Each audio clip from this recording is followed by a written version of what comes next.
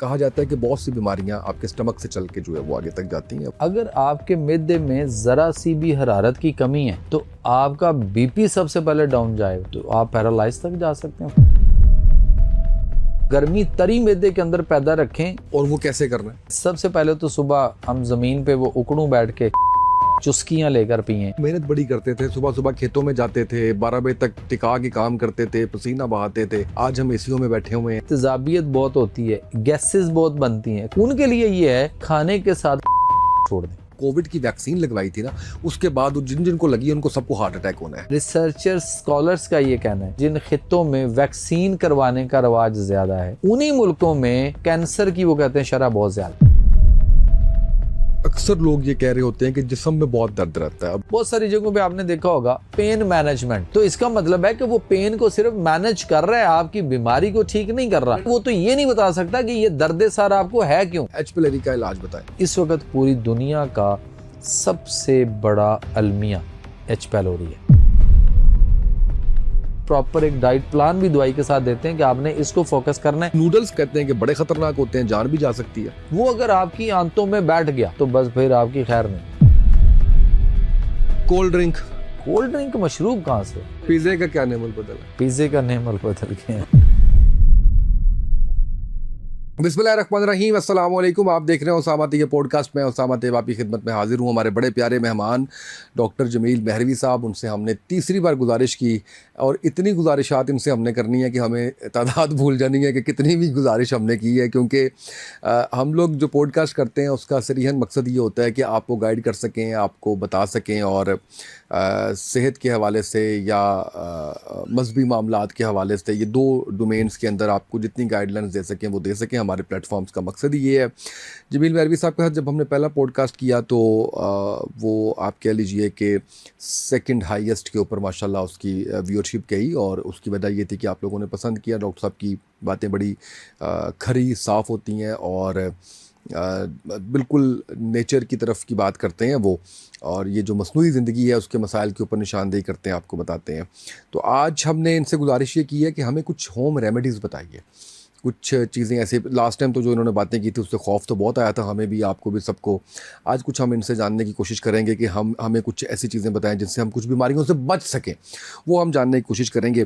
Doctor साहब, thank you so much. कैसे हैं आप? अल्हम्दुलिल्लाह सर, आप सुनाइए। अल्लाह का शुक्र है, आपको उम्रे की बहुत बहुत मुबारकबाद।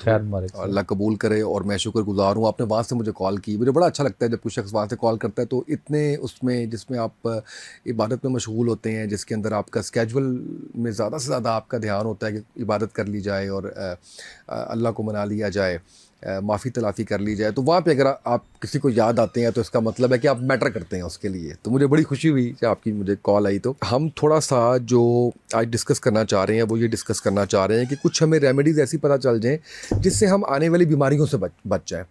इसके अंदर जो मैंने अभी तक जितने पॉडकास्ट किए, जितना मैंने पढ़ा, जितना मेरा महदूद इल्म है, उसके मुताबिक आपका स्टमक बड़ा इंपॉर्टेंट होता है, और कहा जाता है कि बहुत सी बीमारियां आपके स्टमक से चल के जो है वो आगे तक जाती हैं, वहाँ से ख़राबी पैदा होती है। आपके सांस की नाली तक के मसाइल, आपके सांस के मसाइल, आपके इवन कैंसर तक के जो हैं वो चीज़ें वो है। Do you agree? बिल्कुल 100% सर। ये तो आप वसल्लम की बहुत सारी बातों से भी अगर हम देखें हदीसों की रोशनी में तो ये बात 100% दुरुस्त है कि आपका मैदा अगर दुरुस्त है तो आप फिट हैं। अगर आपके मैदे में ज़रा सी भी हरारत की कमी है तो आपका बीपी सबसे पहले डाउन जाएगा। अगर ब्लड प्रेशर डाउन हो रहा है तो आप पैरालाइज तक जा सकते हैं, फालज होने तक जा सकते हैं, कोमा सेमी कोमा तक चला जाता है बंदा।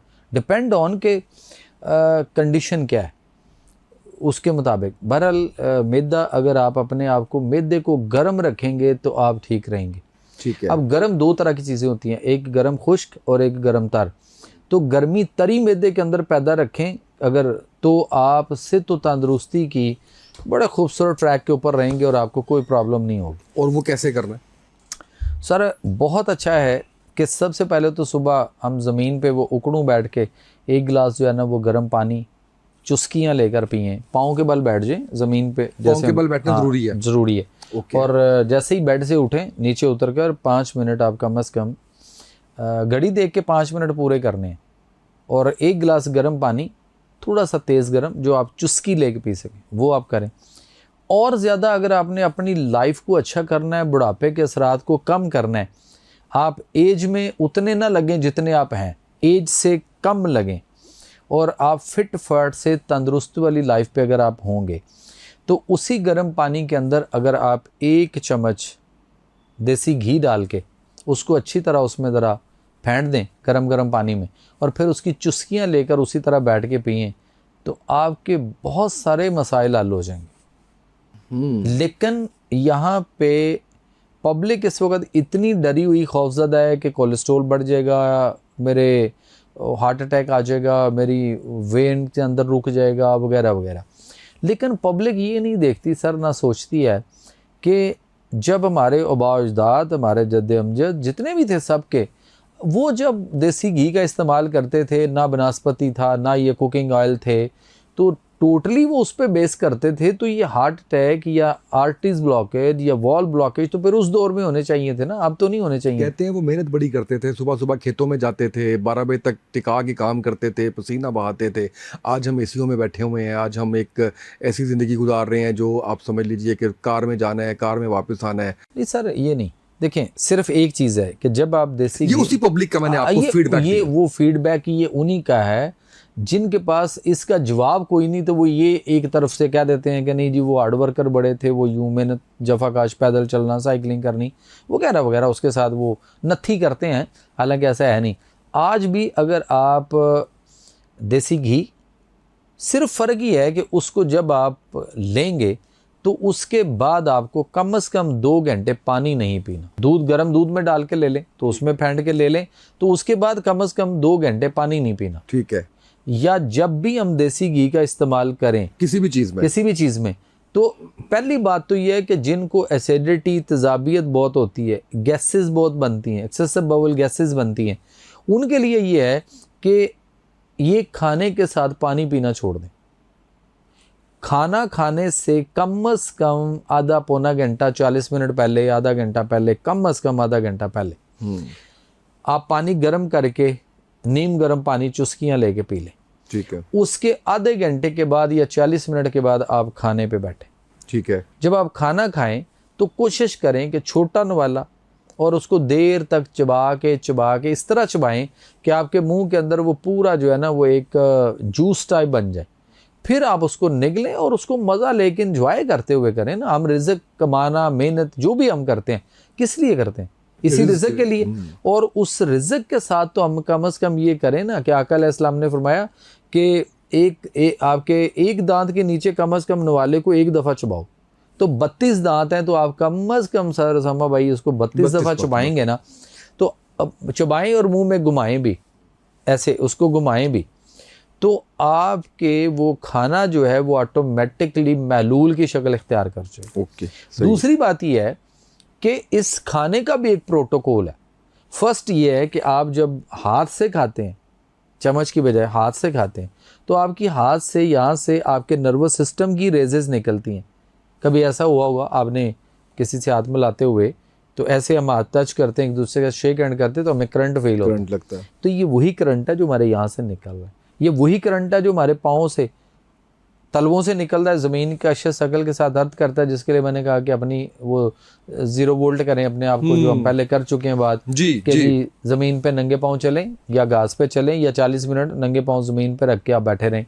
ठीक है। इसी तरह से हाथ से खाना, इससे उसके बाद जो इसको कोई आपका शोरबा या कोई चीज़ जो आप खा रहे हैं वो इसको थोड़ा बहुत हाथ को टच करेगी, आप इसको इस तरह सुन्नत का तरीका भी ये है कि आप इसको फिर थोड़ा सा चूस लें। उसके बाद आप इसमें पानी नहीं पिए बिल्कुल, और एंड तक नहीं, और उसके बाद खाना खाएं और अल्लाह का शुक्र अदा करें, कम खाएं। पेट भर कर खाना तो वैसे भी बीमारी या हदीस मुबारका के मुताबिक में मौजूद है कि आप सल्लल्लाहु अलैहि वसल्लम ने फरमाया पेट भर कर ना खाओ और खाने पर खाना ना खाओ, इसलिए कि यही मर्ज़ बीमारी का सबब है।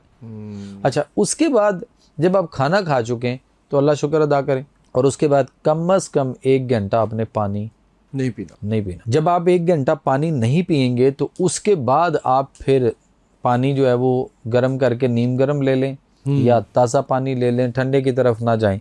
ठीक है। तो जिन लोगों ने इस हैबिट को सर शुरू किया ना, ये आदत बनाई है थोड़ी सी, वो कहना शुरू हो गया कि सर तजाबियत मुकदी ही नहीं सी, तो सर हुण पता ही नहीं सानू कि तजाबियत किधर नूं गई।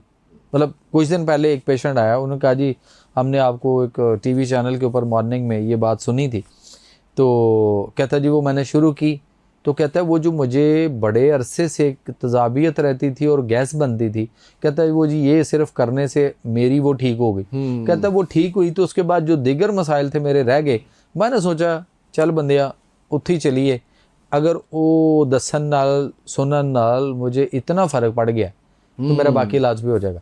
बिल्कुल सही। तो इस तरह से हमें ना जो ज़िंदगी करने का तरीका अल्लाह ने दिया ना, हमें उसको इख्तियार कर। बिल्कुल ठीक है। तो स्टमक के लिए आप कह रहे हैं कि ये सबसे बेहतरीन अमल, सबसे बेहतरीन ये अमल है। उसके बाद चबा चबा के आराम से खाएं। प्रोटोकॉल उसका ये है खुराक का कि जब हम उसको मुंह के अंदर चुबाएंगे, घुमाएंगे, तो आपके मुंह के अंदर मुख्तलिफ किस्म के सलाइवा और एंजाइम्स, ठीक है, खुराक को मुंह पे यहाँ से आके उन्होंने इस गेटवे से उसने उसको वेलकम करना है और वो यहाँ से शामिल होने।